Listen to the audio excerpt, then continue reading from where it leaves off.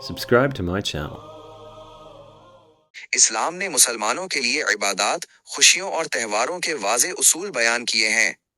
شریعت میں عید الفطر اور عید الاضحیٰ کے علاوہ کسی دن کو بطور مذہبی یا مستقل خوشی کا دن مقرر نہیں کیا گیا۔ اسی لیے موجودہ دور میں رائج برتھ ڈے منانے کا طریقہ قرآن و سنت اور صحابہ کرام رضی اللہ عنہم کے عمل سے ثابت نہیں۔ عام طور پر سوال کیا جاتا ہے کہ اسلام میں ہیپی برتھ ڈے منانا کیسا ہے؟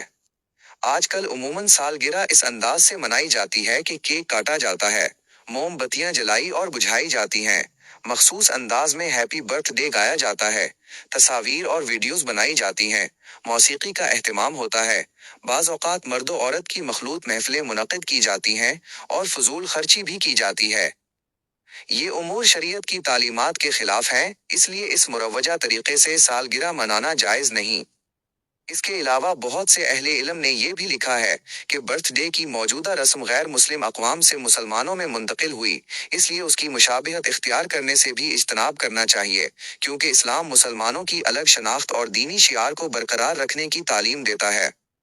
البتہ اگر کوئی شخص اپنی عمر کا 1 سال مکمل ہونے پر اللہ پاک کی نعمتوں کا شکر ادا کرے، اس کی بارگاہ میں دعا کرے، نفل نماز پڑھے، تلاوت قرآن کرے، صدقہ و خیرات کرے، یا گھر والوں کے ساتھ بغیر کسی ناجائز رسم، گناہ، اسراف، موسیقی، تصاویر، غیر مسلموں کی مشابہت یا سالگرہ کو باقاعدہ تہوار بنانے کے سادہ انداز میں خوشی کا اظہار کر لے، تو بعض اہل علم نے اس کی گنجائش بیان کی ہے۔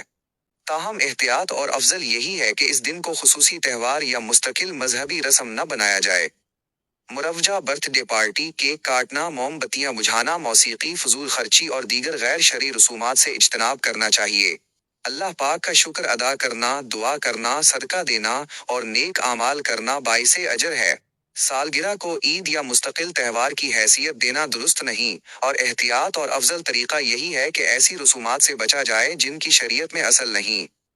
مسلمان کے لیے اصل کامیابی یہ ہے کہ عمر کے ہر سال کے گزرنے پر اپنی زندگی کا محاسبہ کرے، اللہ پاک کا شکر ادا کرے، اپنے گناہوں پر توبہ کرے، نیک اعمال میں اضافہ کرے اور آنے والی زندگی اللہ پاک کی رضا کے مطابق گزارنے کا عزم کرے۔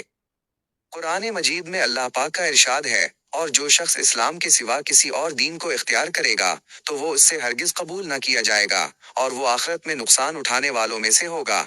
اس لیے مسلمان کو چاہیے کہ اپنی زندگی کے ہر معاملے میں قرآن و سنت کی رہنمائی کو مقدم رکھے، غیر شرعی رسومات سے بچے اور اپنی خوشیوں کو بھی شریعت کے دائرے میں منائے۔